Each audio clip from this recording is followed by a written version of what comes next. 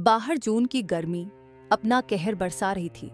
सूरज तो मानो आसमान से आग बरसा रहा था, जैसे धरती से उसकी कोई पुरानी दुश्मनी हो। गांव का चौपाल जहां लोग आकर बैठा करते थे, बच्चे जहां खेला करते थे, अब वह सूना पड़ा था। पक्षियों ने भी उड़ना छोड़ दिया था और इंसान तो जैसे घरों में कैद हो गए थे। गर्म लू ऐसे चल रही थी जैसे रेत के तूफान में सब कुछ बहा ले जाएगी। कुछ इक्का दुक्का लोग ही थे जो सुमित की तरह इस कड़कड़ाती गर्मी में अपना पेट पालने के लिए अपना पसीना बहा रहे थे। शाम होते होते सुमित मेहनत मजदूरी करके घर की ओर चल पड़ता है, लेकिन गर्मी अभी भी अपने चरम सीमा पर थी। पसीने से लथपथ सुमित घर पहुंचता है।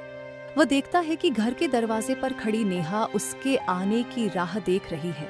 हे भगवान, पता नहीं भाग्यवान, इस साल ऊपर वाला कैसा गर्मी का कहर बरसा रहा है। काम करते हुए ऐसा लग रहा था कि मैं अभी चक्कर खाकर गिर ही जाऊंगा। हाँ जी, आज तो गर्मी कुछ ज्यादा ही है।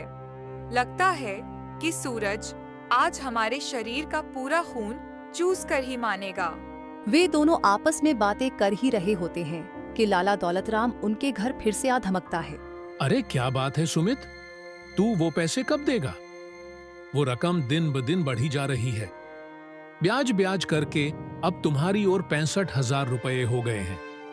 2 महीने होने को आए हैं और तुमने अभी तक एक फूटी कौड़ी तक नहीं चुकाई। क्या बात है लाला जी, इतने सारे पैसे कर दिए ब्याज के, लेकिन अभी तो हमारी इतनी आमदनी नहीं हुई कि हम आपके इतने सारे पैसे एक साथ चुका सकें। लाला जी, आप मुझे बस थोड़ी सी ही मोहलत और दीजिए, मैं जल्दी ही आपके सारे पैसे लौटा दूंगा। देख सुमित लाल, मैं ज्यादा घुमा फिरा कर बातें नहीं करता। तुझे बस 3 दिन का समय है। मुझे मेरे जल्द से जल्द पैसे चाहिए, वरना तुझे तेरे पूरे परिवार के साथ इस घर से बाहर फेंकवा दूंगा। इतना कहकर लाला दौलतराम बिना सुमित की एक बात सुने वहां से चल पड़ता है।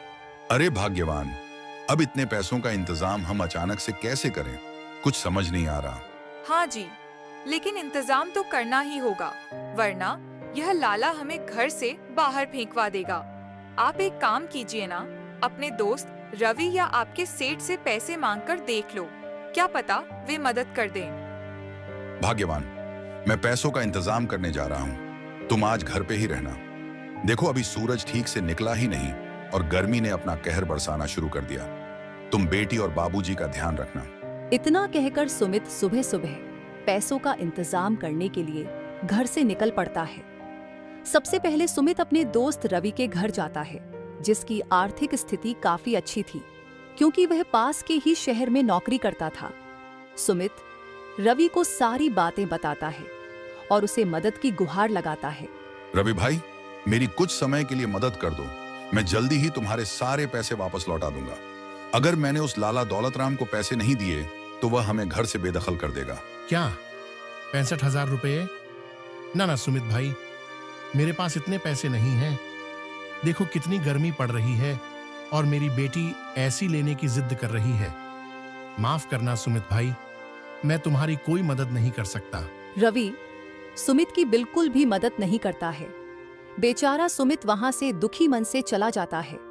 वह अपने दोस्त रिश्तेदार सबसे मदद मांगता है, लेकिन कोई भी उसकी मदद करने को तैयार नहीं था। सुमित को मदद के लिए भटकते भटकते 2 दिन हो चुके थे। आखिर वह मदद की उम्मीद लेकर अपने सेठ श्रीचंद के पास जाता है, जिसके यहाँ वह मजदूरी करता था। सेठ जी, अब तो केवल आप ही मेरी आखिरी उम्मीद हो। मेरी मदद करो सेठ जी, नहीं तो वह लाला दौलतराम मुझे घर से निकाल देगा। अरे सुमित, जो तुम बोल रहे हो वह तो बहुत बड़ी रकम है और अभी तो तुम्हें काम करते हुए 2 महीने ही हुए हैं, और वैसे भी इस गर्मी में धंधा बहुत ज्यादा मंदा चल रहा है। तो माफ करना सुमित, मैं तुम्हें इतना ज्यादा पैसा नहीं दे सकता। अरे सुमित, ऐसे मैं सबको पैसे देता रहा फिर तो मेरा एक दिन दिवालिया ही निकल जाएगा। माफ करो भाई, मैं तुम्हें इतना सारा पैसा नहीं दे सकता। नहीं भाई नहीं। सुमित की आखिरी उम्मीद उसका सेठ श्रीचंद भी उसकी कोई मदद नहीं करता है। बेचारा सुमित खाली हाथ वहां से निराशा भरी नजरों से चला जाता है। वह बेचारा मन ही मन अपनी किस्मत और आजकल के लोगों के इस बुरे व्यवहार के बारे में सोचे जा रहा था। हे भगवान, कैसा समय आ गया है, कोई भी मदद करने को तैयार ही नहीं है। कुछ समझ नहीं आ रहा, कल तक मैं अपने घर को बचा पाऊंगा भी या नहीं। ऐसा सोचते सोचते सुमित घर पहुंचता है। अजी आ गए आप। कुछ इंतजाम हुआ पैसे का? नहीं भाग्यवान, मैं अपने दोस्त, रिश्तेदार, यहाँ तक कि अपने सेठ सबके पास जाकर देख लिया। कोई भी हमारी मदद करने को तैयार नहीं है। सुमित, अरे ओ सुमित लाल, बाहर आ तो जरा। लाला दौलतराम की आवाज सुनकर नेहा और सुमित घबरा जाते हैं। सुमित और नेहा बाहर आकर देखते हैं कि लाला दौलतराम अपनी मूंछों पर ताव दिए रौब में उनके घर के बाहर खड़ा है। ला भाई सुमित लाल, मेरे 65,000 रुपए दे। तुझे दिया हुआ 3 दिन का समय पूरा हो चुका है। लाला जी, अभी तक मुझसे पैसे का इंतजाम नहीं हो पाया है। आप मुझे थोड़ी सी मोहलत और दीजिए, मैं आपके पैसे जल्दी ही लौटा दूंगा। मोहलत? अरे भाई, और कितनी मोहलत दूं? पिछले कितने दिनों से तुम्हारे मुंह से यही बात सुनते आ रहा हूं, लेकिन अब मैं तुम्हारी एक नहीं सुनने वाला। जल्दी से अपना बोरिया बिस्तर उठाओ और मेरे घर से निकल जाओ। ऐसा मत करो लाला जी, थोड़ा रहम करो मुझ गरीब पर। आप मुझे कुछ समय दे दीजिए, मैं आपको सारे पैसे दे दूंगा। इतनी गर्मी में मैं अपने परिवार को लेकर कहां जाऊंगा? मेरे पास तो रहने का कोई और ठिकाना भी नहीं है। वो सब मैं नहीं जानता सुमित। निर्धारित समय पर तुमने मुझे पैसे नहीं लौटाए, इसलिए तुम्हारा गिरवी रखा हुआ घर और जमीन अब मेरे हो चुके हैं। इतना कहकर लाला दौलतराम सुमित और उसके पूरे परिवार को घर से बाहर निकाल देता है। सुमित लाला के सामने बहुत मिन्नतें करता है, लेकिन वह उसकी एक नहीं सुनता है। बेचारा सुमित उस भरी दोपहरी में अपने परिवार को लेकर घर से चल पड़ता है। पापा, उन अंकल ने हमें घर से बाहर क्यों निकाल दिया? अब हम इतनी गर्मी में कहां पर जाएंगे? मुझे बहुत ज्यादा गर्मी लग रही है, बहुत ज्यादा प्यास भी लग रही है पापा। घर से हम जितना पानी लेकर आए थे वह तो खत्म हो गया। अब तो हमारे पास पीने के लिए भी पानी नहीं है। वो देखो सामने पानी बेचने वाला, मैं उसके पास जाकर पानी लेकर आता हूँ। अरे ताऊ जी, पानी का गिलास कितने रुपए का दिया? 5 रुपए का गिलास है बेटा, बताओ कितने? अरे ताऊ जी, अभी तक तो 2 रुपए का मिल रहा था, अब अचानक ऐसे 5 रुपए का कैसे हो गया? अरे बेटा, गर्मी भी तो देखो कितनी ज्यादा है। क्या करें, पानी मिलता भी कहाँ है इतनी आसानी से, दूर नदी से लाना पड़ता है।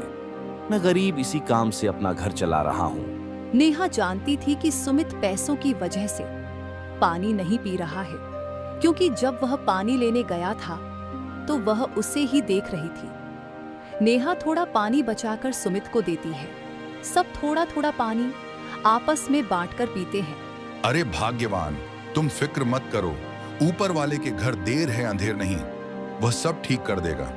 मुझे भी बहुत भूख लग रही है, एक काम करता हूँ, यहाँ आसपास कुछ खाने को देखता हूँ, अगर मिल गया तो लेकर आता हूँ। इतना कहकर सुमित वहां से खाने की तलाश में चला जाता है। सुमित आसपास खाना ढूंढने के लिए जाता है तो उसे आसपास कुछ भी नहीं मिलता। जब वह वापस लौट रहा था तभी उसके सामने एक साधु बाबा आ जाते हैं। अरे बेटा, तुम मुझे बड़ा परेशान लग रहे हो, कोई बात है तो मुझे बता सकते हो। सुमित इतना ज्यादा परेशान था कि वह उन साधु बाबा को सब कुछ बता देता है। इतना परेशान मत हो बेटा, तुम अपने परिवार को लेकर मेरे साथ चलो, मैं तुम्हें मंदिर में ले चलता हूँ, वहाँ तुम आराम से खाना खा सकते हो। सुमित अपने परिवार को लेकर साधु बाबा के साथ मंदिर जाता है, जहाँ पर वह पेट भरकर मंदिर का भंडारा खाते हैं। भंडारा खाकर सुमित और उसका परिवार वहां से निकल जाते हैं। वे रहने के लिए काफी जगह तलाश करते हैं, लेकिन उन्हें कोई जगह नहीं मिलती। आखिरकार वे थक हार कर उसी बड़े से पेड़ के नीचे ही बैठ जाते हैं।